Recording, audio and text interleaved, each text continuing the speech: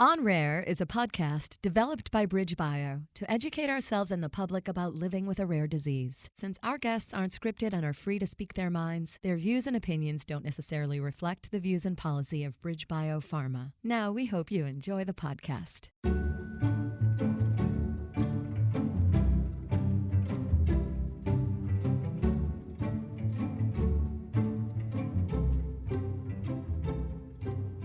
Hello and welcome to On Rare, a rare disease podcast produced by BridgeBio, a biotech company that focuses on developing treatments for rare diseases. On Rare gives us a chance to hear from the true experts, people living with rare conditions. I'm your host, Mandy Rohrig, a member of the Patient Advocacy team, and I'm joined by my colleague, David Rintell, head of Patient Advocacy. Hi, David. Hi, Mandy. Always a pleasure to be recording the On Rare podcast together. Yeah, we are recognizing Rare Disease Day on February 29th by honoring rare siblings, people who have a sibling with a rare condition. We had 3 separate conversations with 3 incredibly thoughtful siblings: Marina, sister to Sammy, who lives with Limb-girdle Muscular Dystrophy Type 2I, Michael, who has 2 brothers with Canavan disease, and Sydney, whose brother Sean lives with achondroplasia.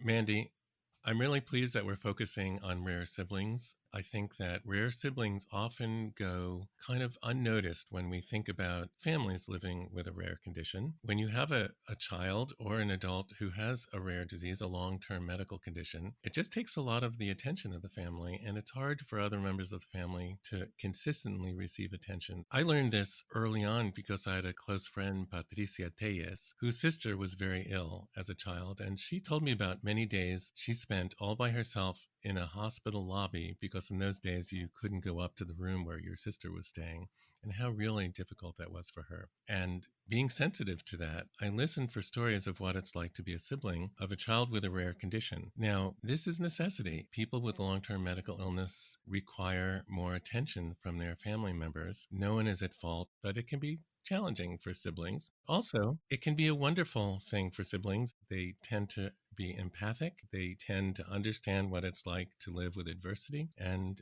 they often go on to help people in their lives, whether it be in their career or in their personal life. So we'll be listening both for the challenges of being a sibling and also the benefits.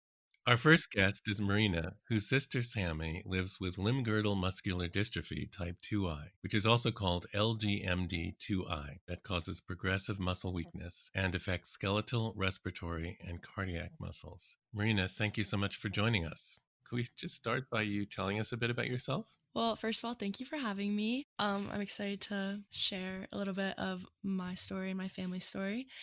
I am 19 years old and I am a freshman at Penn State University. And what is your first recollection of understanding that your sister had a physical challenge or a difference? What do you remember? So Sammy was diagnosed when she was 2. I was only 5, and I'm the oldest. So it was just the 2 of us. Since she was younger than me, it was normal that she wouldn't be as physically fast as me or as strong. So I didn't really know that there was a difference. But once they told me before they told her, I started to pick up on little things. We would do gymnastics together, and all the kids would be able to do a cartwheel or a forward roll even, and she would have much more trouble doing that. But I didn't really think of her as any differently because that was all I knew, really. Yeah. I was only 5 years old when I came downstairs one night from not sleeping. It just felt like the right time, I guess, that they sat me down and told me, your sister has some difficulty. I mean, I would be lying if I said I remember the exact conversation. Obviously, I was 5 years old, but I remember them being so upset, and I was just like, okay. I was just like, I didn't really think that it would affect anyone or anything. I don't think they told her until a little while after, so I had to keep this secret. Well, they had really trusted you. You're only 5 years old, and they trusted you to know about her diagnosis before they felt like they were ready to tell her, or maybe they waited for her to be a bit older. I think they waited until she started asking questions as she got older and as she noticed things getting more difficult. Mm-hmm. But I know Sammy has so many stories of just slowly realizing, physically things are more difficult for me than they are for my friends, for my sister. For example, one of her best guy friends, who's still her best friend, one of her good friends today. He took her to homecoming this year. But in kindergarten, they were playing tag outside for recess, and she obviously could not run as quickly as everyone else. Mm-hmm. And he was running around and wouldn't tag her. And she's like, Kobe, I'm right here. Why wouldn't you tag me? And he was like, Sammy, that wouldn't be fair, would it? He knew as a kindergartner, he knew that his friend, like, she couldn't run as quickly. Another one, a quick one, was we danced like our whole lives. Our mom was big into dancing as a child. I think there was this one dance move where they had to get off the ground without using their hands. They were like on their knees and they jumped up, and she couldn't do that. She kept using her hands, and the teacher didn't know that she had MD, so she would say like, Sammy, don't use your hands, like you have to just like jump up. And she was like, I literally can't. I don't know why I can't. And like she was looking around and every single other girl was doing it with ease. And that was one of the other things she noticed, like, okay, something's going on here. Yeah. So it kind of unfolded for her. And I'm guessing it also unfolded for you that Sammy was different. And I wonder what that was like for you. Yeah, it was definitely sad. I don't think I fully really grasped it until I got older and more mature mentally, but also until I saw a more drastic difference in her abilities. I mean, as a kid, I was still like a mean big sister. Like I would still fight her, I definitely did not go very easy on her despite like the situation. But I would say honestly over COVID, which was only 4 years ago now, feels like just yesterday, but I feel like that's when she really started to decline. Just being in the house all the time, not getting out and going to school. She had 2 concussions over COVID from random fluke things. There was a storm and we were sitting outside and an umbrella flew out of a table and hit her in the head. Crazy things happen unrelated to her MD. But every sickness she has, it just takes her longer to recover. So something like that just like impacted her a lot more than it probably would one of us. And then once you get a concussion, it's a lot easier to get a second and third one. I think she had 2 or 3 in the span of like maybe 2 years. When you have a concussion, you're in bed a lot, and she really like rapidly declined. On top of that, she had a surgery to extend her heel cord, I want to say, so that her feet could be flat on the ground, which is great. But when you're laying in bed for 2 weeks because you had a surgery, like just all those things combined really like progressed her disease a lot quicker. That was just like the biggest noticeable difference. And after COVID, she almost didn't even go back to school because she was like, I don't know, like I kind of just want to do online school, which would have been even worse for her. That was definitely when I noticed the biggest difference. And I was like, oh my gosh, like Scooter, when we would go for longer walks and she stopped going upstairs to where my room was, I would piggyback her, or my dad would. That was definitely the time that I noticed the biggest difference, I would say. It sounds like watching her develop increased challenges or decreased abilities has been hard for you. Oh, yeah, definitely. I mean, for the whole family, yeah. She was a freshman in high school when I was a senior, so we had 1 year in high school together. We were all so proud of her that she even went to high school, because there was a time where she was going to do online. If she went to school, she wanted to stay at our private school because that's where all her friends were. It was a much smaller community. Everyone knew what she was going through for the most part. So I was so proud of her to even be able to go to school freshman year. And it was nice we had a year together that I got to like show her the ropes. But there were definitely times in school I would get a call from her or one of the teachers and like I had to help her up from the ground, things like that, which like being a freshman in high school is already so difficult. And so now like on top of that, having to worry about something like this. What courage you had to have too, Marina. Like your younger sister, you see her struggling. You're trying to support her physically. Also suspect you're trying to support her emotionally. Did the two of you have a close relationship? Being in high school together was super fun. It had a lot of exciting things now that she's older. So there were definitely a lot of things that brought us together. I played volleyball and she was our team manager, which was very fun. And a lot of her friends were on the JV team. So it was very fun. She came to all the games. She would do the scoreboard or keep stats. She would always have a job. So that was fun to kind of bring her in. And even after I graduated this past year, she was the manager again her sophomore year. Definitely things like that brought us together. Even we would walk in and of course she was like a little anxious freshman, and she would like want me to walk her to her locker, and then like we'd walk up together to mine or like to her first class, like little things like that. And I could drive, so I drove us. So sometimes we'd get breakfast in the morning before school or listen to music on the drive because it was a far drive. So we'd go to some of the basketball games. Like the bleachers have like pecking order, whatever you call it. Seniors get the front and then freshmen are all the way in the back. But of course she didn't want to go up the bleachers. So and like sometimes some of her friends would sit in the front with the seniors and they thought they were so cool. But really it was just so she didn't have to walk up the bleacher steps. But things like that. You are her close friend. You also were like her social liaison. Like you create an environment that was comfortable for her in a way that made her feel safe. She could trust you. Yeah, that was definitely the goal. Like since I only had 1 year, I wanted to leave her like feeling much more confident. You are so close with Sammy and such an integral part of her life. How did that affect you when you left home for college? It was definitely tough. I mean, Sammy is not her like way of showing how she feels is more through humor. So she'll be like, whatever, I don't even miss you. But like that means that she does miss you, things like that. It wasn't as emotional. I cried, obviously. Like my senior year had anxiety all the time just because I was like, who's gonna call me next? Like, is she like, because there would be like 3 weeks, no problems. And then all of a sudden it's like she fell twice in 1 week. Things like that. You never know what's going to happen. And sometimes it's because she tripped over her shoe. Sometimes it's just because gravity, it just depends. So I feel like now that I'm gone, it's like even more who's going to help her now? Who's going to do this? But also I'm not there. So I have to just trust that our school has such a great community. Like people have helped her and she doesn't even tell me if she does fall. Honestly, wouldn't know. She's very independent. She doesn't tell my parents. The few times that she did fall and I'll come help her, like she's like, don't tell mom and dad about this. Like she doesn't want people to feel like she's a burden or people to worry about her because she is fine on her own. It's just, those little things where she can't help herself as much as she would like to. And when she doesn't want you to tell mom and dad about it, what do you do? Do you keep her secret or do you tell them?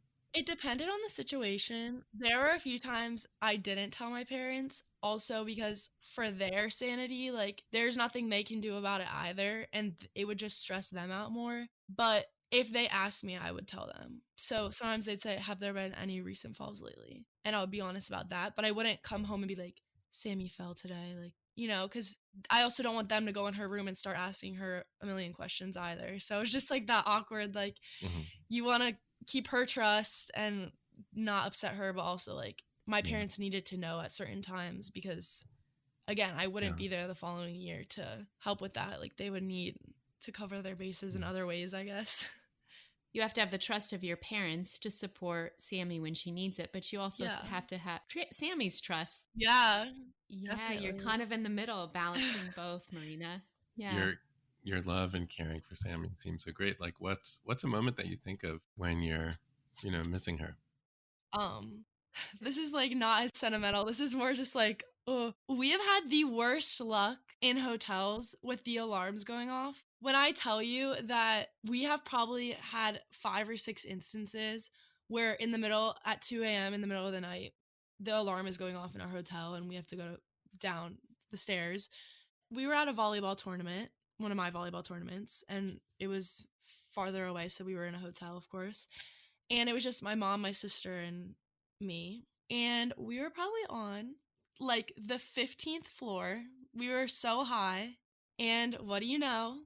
Again, the alarm goes off. The night before, where I had to get up at 6 a.m. for an 8 a.m. game, I piggybacked my sister down like 10 flights of stairs. Thank God there was not a fire. And going down it's less strength, but it's almost harder because it's like you could go forward at any moment. I don't know. It was like 6 flights of stairs. I was like, Mom, can you do one here? And she tried and she was like, Marina, I'm gonna fall. Like she was like, I literally can't do it. You have to do it. She'll always say that. She's like, you're stronger than me. Like you do it. I'm like, that has happened to us so many times. But this was the one time my dad wasn't there and he obviously can do it with ease, like much better than my mom and I can. So that is one thing that sticks out in my brain. And poor Sammy, of course, felt awful about it too, but people were coming behind us. Like you never know if there's a fire until you get down there. One of those frustrating times where like you can't do anything about it. You just gotta go. Then 3 hours later, my alarm went off to like get ready for my games. But that's a great story, Marina. You tell every story about your relationship with Sammy with so much love. And you take a lot of responsibility for her. Most families where one of the child has a medical condition, just out of necessity, a lot of attention needs to go to the child with a medical condition. And sometimes the other kids receive less attention. And it's Yeah, not something anybody wants. It's just something that is totally. necessary. You've kicked in so much, and I think that's really been a great help. But I wonder if there are moments that you feel like the family is organized around Sammy's needs. What do you think? I think my parents do like the best job that they possibly can, giving now 3 of us because we have a little brother who's 8. I think sometimes it's honestly the opposite because when I was playing volleyball all the time, Sammy was getting dragged to all my games and she didn't have a role. And I think she enjoyed going to the games, but after a while it's like, okay, I've just watched 4 games in a row for a tournament. Like I'm good to go home. And now that I'm gone, it's Brandon, our brother. He's playing basketball, he plays football, he plays soccer. So I feel like it's honestly opposite sometimes. But the biggest time that I can remember was when my sister had her scoliosis. She had like an insane almost 90-degree curve and she had to get a surgery to make it straight. She was in the hospital for 3 weeks. It was between me, my dad, and my cousin Abby, who also lived with us at the time. The 3 of us taking turns taking care of Brandon, the baby. And there was one time after like 2 weeks that all 4 of us together, my dad, Abby, me, and Brandon, and we're like, what's that smell? Like, what is that? It was Brandon. The 3 of us in 2 weeks had not bathed him once. Like, not once. It was him. Like, he smelled so bad. No one was worrying about him. Like, we were watching him, but we weren't like taking care of him. Like, it just was the least of anybody's concern. It was crazy. We were like, I haven't cleaned him. Like, I haven't. So he definitely got neglected at that time more than anybody else. It was also during COVID, so I wasn't allowed to go in the hospital. It's very hard to share the focus of the family when the focus is on a child in the hospital. It sounds like Brandon survived. He's still around, right? Yeah, barely. What do you think people should know and understand about siblings of someone with a rare condition? I feel like we're just naturally more compassionate people. I feel like I will notice things now, even with others, that other people don't notice, if that makes sense. Whether it's like a physical thing or just someone being left out, I feel like I can spot that out more than like some of my friends. Definitely partly because I've been doing that my whole life with my sister. My school, since it's a private school, kids would come shadow before they decided to come to our school. And I was always the person that would get shadowed for the day just because I feel like I can look out for the underdog or the person that is new or doesn't know what they're doing really. And I feel like that definitely correlates to having a sibling that I'm looking out for and that I'm like, it's always in the back of my head looking out for her. I would say that's like the biggest thing that can differentiate us from just the average person. Yeah. You always keep an eye open for what's going on with your sister. Yeah, I mean, we all take our turns. Marina, thank you so much for joining us, the On Rare podcast, and sharing your life and your experience. I enjoy it, so It's been really lovely talking to you. thank you. I appreciate it.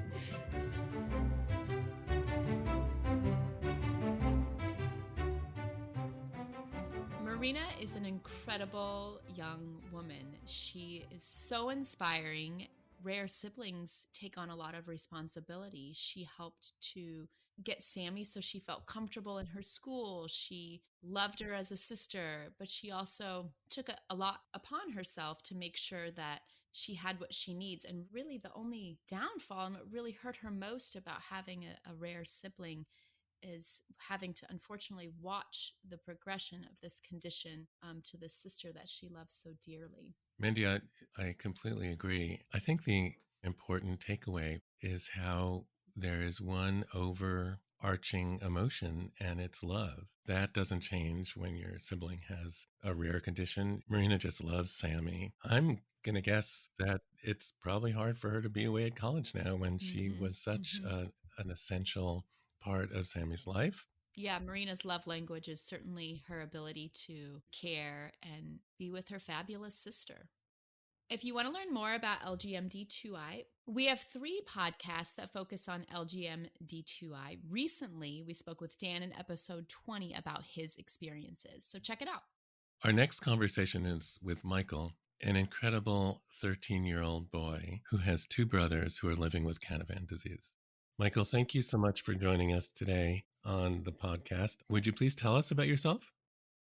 Well, I'm 13 years old. I live in New York, and I'm the brother of two children with Canavan's disease. So tell us more about your family. I have three brothers, two sisters, and we all live together in a small house. Mm-hmm. I'm in 8th grade, and I'm very interested in technology. Favorite subject in school? One of my best subjects in school is math, as well as science. It's very interesting to me because it shows me how the world works, and also starting to learn genetics, which could also help me learn about what my brothers have, for instance. Yeah. Math and science is good preparation for learning more science and genetics. Pretty complicated and also very important since Canavan disease is a genetic condition. So before hearing more about your brothers and family life with Canavan disease, can you tell us what you understand about Canavan disease? Okay, so my understanding of Canavan's disease is it has to do with, it stops the development of white matter brain cells that links into motor skills, development, just general controlling your body. That's good, Michael. So you already know some science about Canavan and how it affects people. So let me ask you about your two brothers with Canavan disease. How old are they? My brothers are 6 and 7, and at a young age, the older of the two, he wasn't developing properly. We tried to find out what was happening to him for a long, long time. And at about a year old, we found out that he might have Canavan's disease. We got him screened, we started doing physical therapy, and after a little while, my mom realizes, you know what, there's no need to wallow. Mm-hmm. Mm-hmm. And what about your younger brother then? My younger brother, we started to notice it after about 3 months. He was found to have Canavan's disease. Even with all the challenges that he has, he's a very lively kid. Both of them don't really have the ability to move, and they don't develop the same. So throughout their life, they almost all the time, they have physical therapists coming over to come and help them. They're always learning. They go to school for special needs children. They also do therapy there. The younger one, he tends to be very physically active, still has almost no fine control, but he's very active. He'll try and make noises to talk to you. You could see he's very much there. That was also something that we faced when people come over, for instance, they're paras, the therapists. If they're new, they don't really see them as being fully there mentally. So that was also a challenge because they're always trying to communicate, they're always trying to just be in the moment. They love music, they laugh, they have a good time. So they both have real limitations physically in terms of their ability to move. And I'm guessing they use a wheelchair or some kind of device like that, right? Yes. The ability to use their bodies intentionally is limited. That sometimes makes people think who don't know them that they may not be able to understand what's going on or enjoy things in life. And I think you're saying they do understand, they attempt to communicate, and they clearly have things that they enjoy, like music, etc. Correct. You know, with any kids with that level of, however you want to say it, disability, they need a lot of care and probably have a lot of medical appointments to go to. And as you say, they have therapy and et cetera. It must take a lot of the energy. And I wonder what you feel like the impact on your family has been. Well, I've found generally it's much harder to get out. It's much harder to just to do anything outside the house. We want to go to the aquarium. It's very hard. It's enjoyable, but it's hard. I do say that some upsides. Along the way, I've met many caring people, kind people. I have made a lot of friends. So one of the positives in a very challenging situation is that you have met very many good and kind people.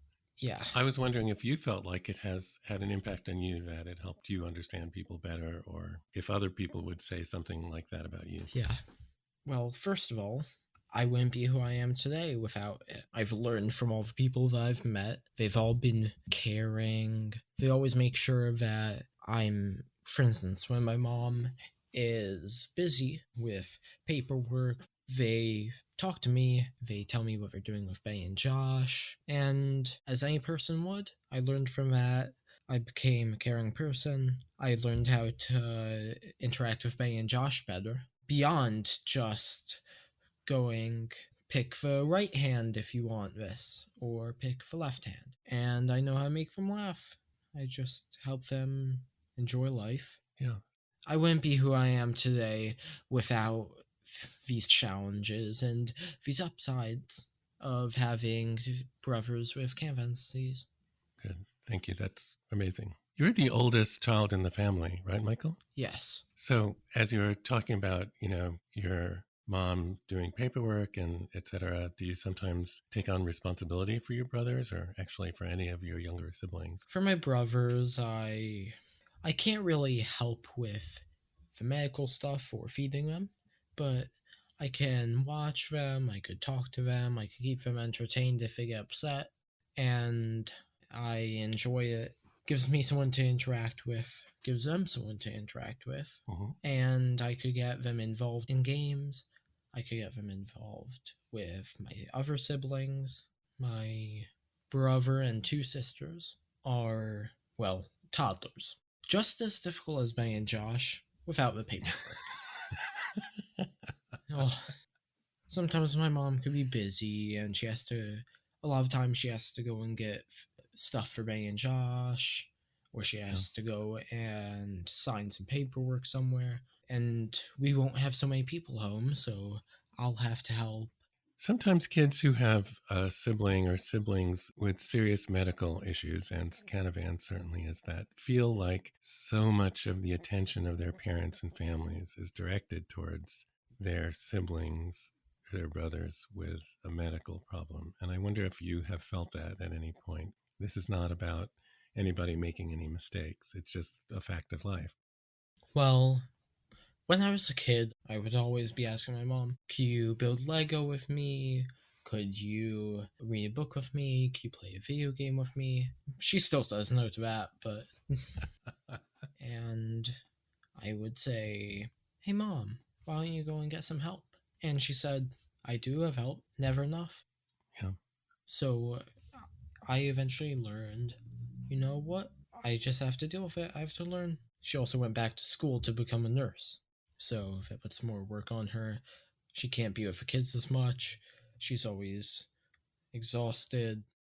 Your mother is an amazing woman who, with young children in the house, two of them with Canavan, one of them a teenager, and she is still going to nursing school. It's really impressive.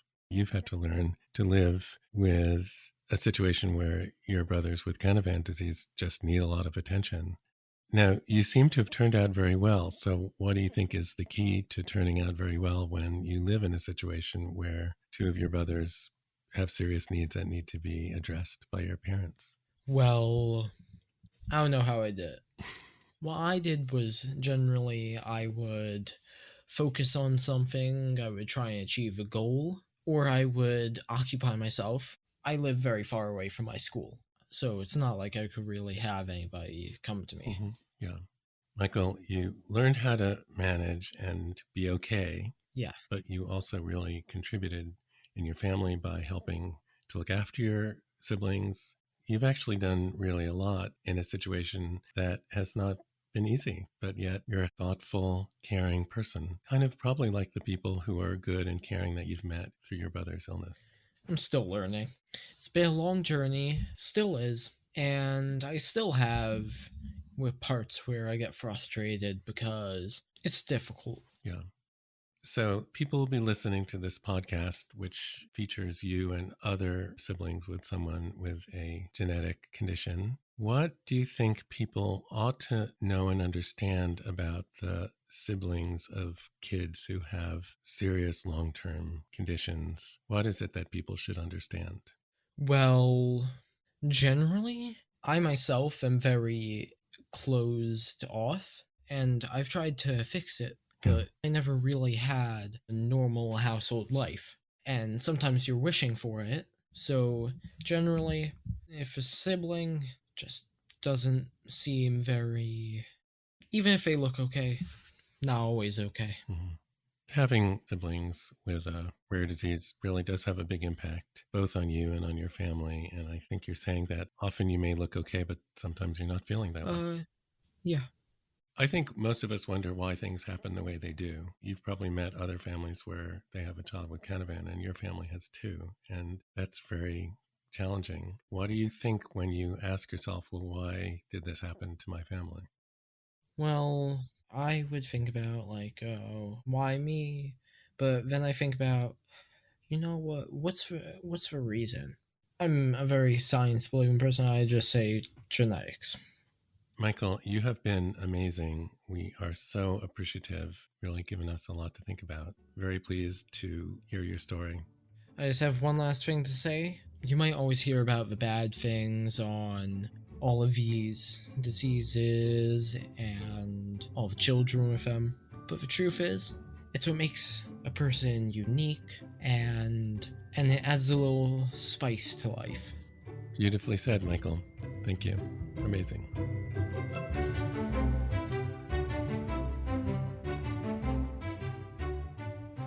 Certainly, Michael and his family have challenges. Michael spoke about how difficult it was to go to the aquarium, and even simple outings can be really difficult. But really, what I loved most was hearing how Michael interacted with his brothers. Michael's a wonderful young man, and it was really a pleasure to hear from him. Mandy, I'm taken by how Michael has made it his business to learn about Canavan disease and to learn genetics. It sounds like he's thinking about ways that he could be helpful to them. I think he's really appreciated how much he's learned from his life situation. And I love how he says, I wouldn't be the person that I would be today if not for my brothers. And there's also a comment that I love, which is that the toddlers are also very challenging, just like toddlers are, but they have less paperwork. So Yes, that was funny. he's a great example of both talking about the challenges, the positives, and also just that he's learned to do a lot of things on his own out of necessity. He gives us a wonderful picture of family life with two children with Canavan disease. If you're interested in learning more about Canavan disease, listen to episode 9 with Cliff and Noreen as they discuss their experiences and their life with their delightful son, Dylan. Our last conversation is with Sydney, whose brother Sean lives with achondroplasia. A genetic condition, it's the most common type of skeletal dysplasia and also the most common cause of dwarfism. Sydney, thank you so much for joining us. Can you tell us a bit about yourself? So, hi, I'm Sydney. Thank you guys for having me. I'm a sophomore at the University of Tampa. I grew up in Iowa, and I have 3 brothers. One, Sean, who you'll be hearing a lot about. He has a form of dwarfism called achondroplasia.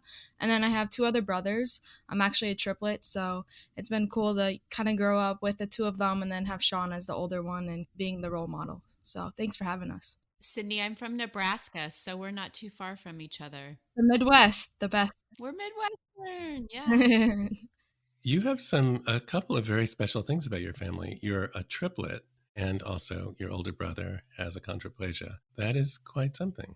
Yeah, it's cool. It's been interesting growing up. The 3 of us are extremely close, so kind of Sean was almost kind of like an outlier. In high school, we kind of got closer and kind of matured, and now that he's graduated from college, but I'm in college, we know from a distance we care about one another extremely. So how much older is Sean than the 3 of you? He's about 4 years. When do you think you first became aware that there was any difference between Sean and other kids? Yeah, I would say probably like kindergarten-ish. He's obviously not tall. He has a form of dwarfism. Growing up, he always wanted to play sports, baseball, football, wiffle ball, anything in the backyard. He'd always put his mind to it. And just because he has a rare condition, it doesn't mean that he's different from anyone else, and people shouldn't look at him differently. So he wasn't going to let his height or his achondroplasia stop him from doing the things that he wanted to do. Exactly. He always has a saying, it's heart over height, 24/7. So that's lovely. I imagine that At some point, maybe not kindergarten because kids are kinder in kindergarten, but at some point, other kids would say, well, what's with your brother? Why is he short? Do you recall that? Yeah, honestly, growing up in the Midwest, I feel like I didn't have to deal with that as much. You do see people, kind of stare, but when I've been around him, I've never heard someone say, like, oh, you're so short, blah, blah, blah. Like, people do give him looks for his scars, but really, I think it just comes down to curiosity. And, once I explain he has a form of dwarfism, people kind of understand and come to realization more about it. Yeah. What about the surgeries and the scars? Yeah, so he's had 22 surgeries throughout his life. He's 23 now. So he basically did a bunch of surgeries for lengthening purposes. He stands at 5'1" right now. If he didn't have any of those, he would be around 3'11" or so. Mhm. He's had lengthening for his legs and his arms. And I actually got to experience one of them when I was in 3rd grade. I had a tough time leaving my mom, and it was towards the end of 3rd grade, and he had to go down to Florida, which is where he got all of his surgeries done. I was really struggling at school, just being with my dad and only my brothers, and I really needed my mom back home. So I completed 3rd grade 2 weeks early, and I went down to Florida for the summer with Sean and my mom. He was having one of his lengthenings done on his legs. And when I got there, you live in like a Ronald McDonald house, everything from other kids having one leg shorter than the other, different and rare conditions. And so I kind of got to see firsthand what it's like for Sean to go through one of those surgeries. And I'll say ever since that summer, like I completely like look at him differently, and like he's insanely strong and brave. Like the things that he's gone through is crazy to me. As a 3rd grader, you kind of don't understand everything, but seeing the pain that he was going through and my mom going through at the same time was hard. And I just kind of tried to be their supporter and be there by their side, whether it was going on a walk or going to the beach, helping him with therapy, or I would give my mom massages because she would have to carry him a lot. So just kind of doing the little things and trying to be there for him. He's really an example of resilience, of having to go through all these procedures that I'm certain are very painful, uncomfortable. You saw a lot of strength coming from him then, which is really memorable. Tons of strength. You also saw a lot of attention needing to go his way, particularly by your mom.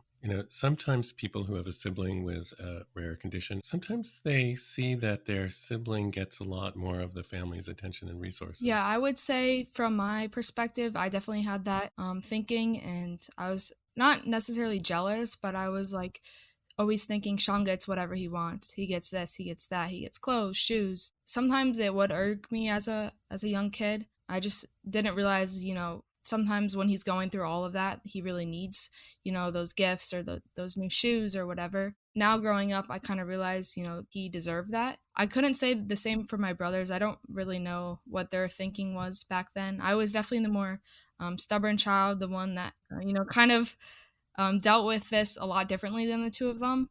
I did rely on my mom for a lot of things. And so her giving all the attention to Sean, I would think, I don't remember everything, but I do think it probably impacted the way I felt about him. Thank you, Sydney. That is very interesting. I think what you're saying is that when you're young, you viewed the differential treatment of Sean just like kids view what their siblings are getting, and there's a kind of like measurement. My sister got new shoes, why didn't I get new shoes? I mean, I think this happens in every family to some extent, and it felt unfair. And you also noticed that your mother would be away with Sean quite a lot, and you missed her when she was away. So in a way, he was getting more of your mom than you were, which is probably much more powerful than any pair of new shoes. So how did you deal with it, at the time? At the time, it was extremely hard. I know, sometimes my grandma or we would have people come stay at the house, and I called them almost like every hour saying, when are you coming home? I miss you. When are you coming home? I would like lock myself in the bathroom and just call them and call them and call them. So my dad had to give in, and he was like, Sydney, we're here with Sean. Like, it's a really tough time for him. We need to be here for him. We'll be home soon. And so I know I impacted Sean because she's locking herself in the bathroom. She's upset. She's sad about this. But in the meantime, he couldn't change what he was doing. It was hard for me, but I know now as a 19-year-old, it was all worth it. And I know he wouldn't change anything. You know that it was painful to Sean to have the surgeries, but it was also painful to have your parents away so much. Looking back, you understand it as a necessary thing for your family to put that much attention and resources into Sean. I'm super proud of who he's become, and he's moving his way up in his job, and he graduated college, and he's just putting the mentality behind that he's small, not having as long arms or as long legs. Like, he can't do everything that other people can, and he's found his way, and he's found his passion for CrossFit, and he's made it Wow, on the that's World's cool. Fittest Dwarf Championship, which was really cool to see. Wow. It's very heartwarming just to see him in his element. He found a sport where his height was much less of a factor. So that also sounds really adaptive. Yeah. Yeah, he's found his community within the CrossFit. Wow, that's cool. One question: how has Sean's life impacted your life as you move forward into adulthood? Yeah, I would say when I'm out and, you see people with like rare conditions or people that are different than us, and someone like makes a comment about something, and I'm always the first to say like, hey guys, we're not going to say that. Or if we do see someone with dwarfism, I kind of point them out and be like, hey, like, it's cool to see others than just my brother deal with the same thing and kind of find their passion, find their community, and find what they should be doing in life. So having Sean as a brother has made you much more sensitive and understanding of people with various medical conditions and also other kinds of differences. Yeah, I'm very aware of all of that. It hits me harder than I'm sure other people do, just because growing up, I did have to see Sean grow through all of the pain and everything that he's gone through. So it's definitely a lot more heartwarming. Sean, if you're listening, you've had a really big impact on many people. Everyone loves him. Everyone's like, oh, I want to talk to Sean. I want to be with Sean. So the community loves him, and I love him. And, he probably doesn't know that. I don't tell him that much, but he is one of the people that I look up to, especially with what he's doing after college. And I realize that if he can do it, I can do it as well. I was just going to ask you what you love most about your brother, but I think you kind of already said that. He has a big personality, and I know he's the most loving, compassionate, and caring for a person. He has a big heart, and that's what matters. What do you think he would say that he loves most about you? Oh, it's a great question. I would say probably I also have a big heart, and I'm always doing things for other people. Growing up with my mom being gone a lot, I would take care of my brothers, make them food, just kind of be like the second mom in the house. I took care of him a lot too when he was going through all of his surgeries. That's probably what he would say. My family has a big heart because of Sean. We were talking to another rare sibling named Michael, and I asked him how having his brothers changed or shaped his life. And I wonder if you would tell us how having Sean as your brother changed or shaped your life. Yeah, Sean changed and shaped my life in a big way. He's changed the person who I am and kind of my mentality on things. It's always, like I said in the beginning of this, it's heart over height 24/7. And I think that really is a great example of who Sean helped me become. Well, Sydney, thank you. This has been a wonderful conversation. I feel your experience of having Sean as a brother has been really positive. It changed you, changed your life. I think that's one thing that is true about having a family member who's living with a rare condition. It can be really, really difficult, but also you learn a lot from the experience, and you can gain a lot from the experience. Exactly. And you're a great example of that. Thank you. Yeah, I've learned a lot from Sean, and just being by his side 24/7 when he was going through all of these things made me realize someone's personality and heart is a lot bigger than what they look like on the outside, and I think he's a great example of that. Thank you so much.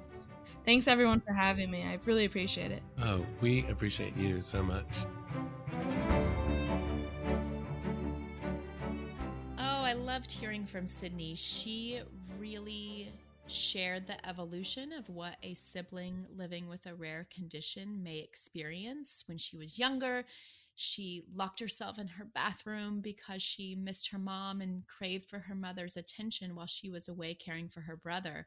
But over time, as she really recognized how strong and inspiring and how that has shaped who she is today, I especially love heart over height 24/7 is mantra for their family and Sean's life.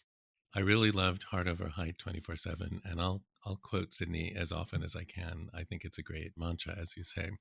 Mandy, our conversation with Sydney really has the elements that we were talking about that are true for all of these three siblings, which is a great deal of love for their siblings with rare conditions. These young people are incredibly resilient. They demonstrate that living with challenges or adversity is not only not harmful, but it is the cause for a lot of growth. I'm really glad, David, that we spent this time with Marina, Michael, and Sydney. We learned a lot about the rare sibling experience, their incredible resilience, their empathy, and how they would not be the people that they are today without their incredible sibling. I hope that we remember the great love that each of them has for their brother and sister. Thanks to all of our rare and remarkable siblings. It was truly an honor to speak with each of you. To learn more about the rare sibling experience, visit Courageous Parents Network at cpn.org. If you have any questions, comments, or want to reach out to us about anything, write us at onrare@bridgebio.com. A special thanks to our producer, Amy Brooks. And if you like this podcast, please subscribe. Thanks for listening, and join us for our next conversation on Rare.